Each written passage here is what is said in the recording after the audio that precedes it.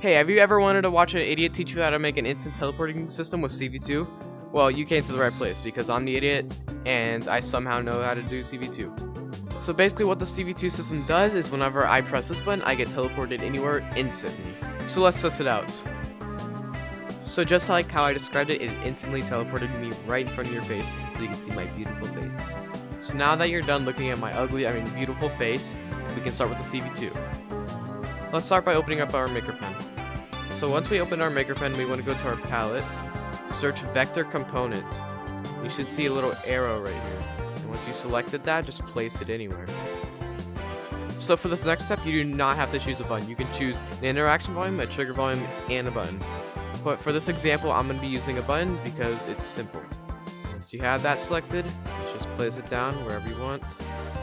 Then after that, you want to get a get position and a set position. We're going to place those two down. Boom. That's everything you need for this. Now that you got everything you need, let's start wiring. Let's start off with the button. So now let's wire the press on the button to the set position execution. Then the target on the set position to the button player. Now let me explain the vector component. Wherever you put this arrow is where your player is going to be teleported.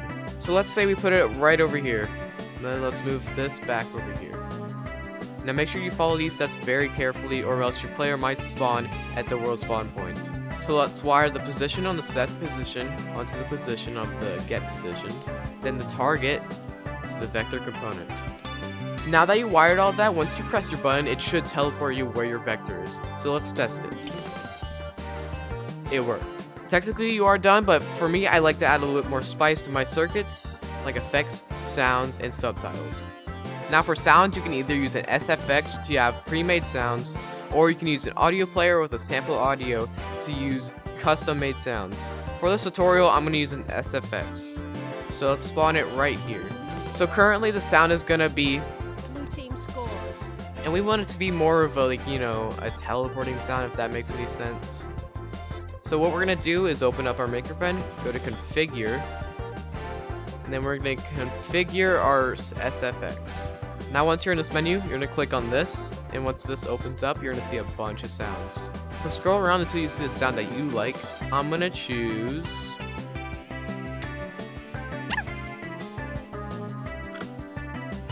I'm going to use the UI score 2. After you did that, you're going to wire the execution of the SFX to the right execution of the set position.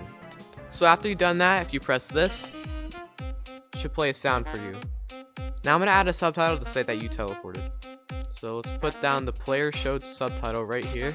So now you have your player showed subtitle, you're going to configure this subtitle little pin. So what I'm going to type is U-L-E.